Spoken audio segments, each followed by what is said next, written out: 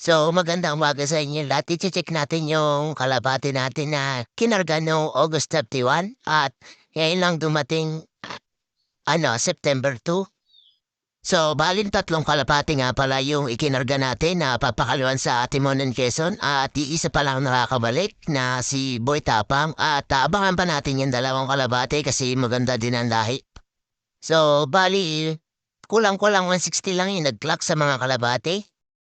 Na-smash yung kalapati natin kasi nitong September 2 is may bagyo.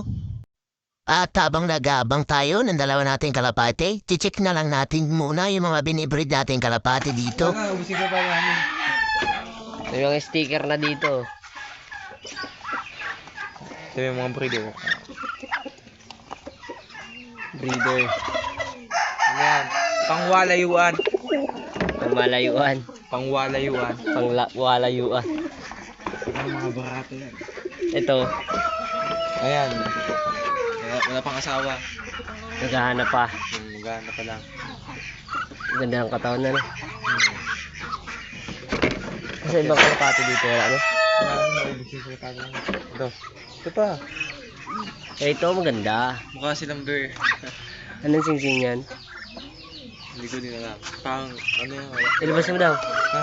Kunin mo daw yung yung isa. Huwag mo na ilabas. Baka Titingnan mabalis lang pa. natin. Gaganoin lang, oh. Baka mabalis pa. Papakita nga natin sa video. Ay! Ay! Ay!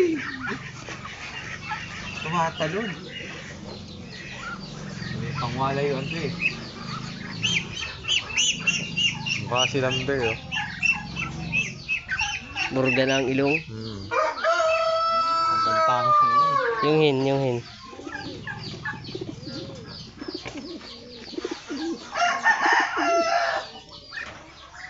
Ganda. Hindi pa pwede panlaban. Hindi, pinapait din. Kahit tugin pa lang. Sa mga gustong bumili ng pato, ayan o, pag sa dami. Bumili na kayo.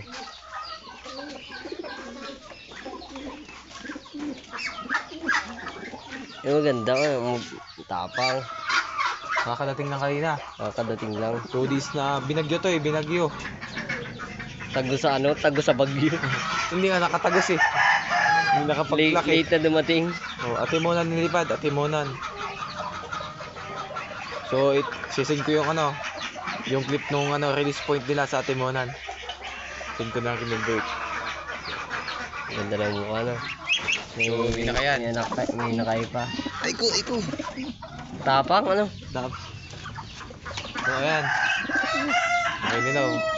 Balang araw, mag-ano ka din. Magiging ka din flyers. Ayos ka na lang. Ang tapang eh, no? So, So, hanggang dito na lang guys. Abangan nyo na lang yung next video namin.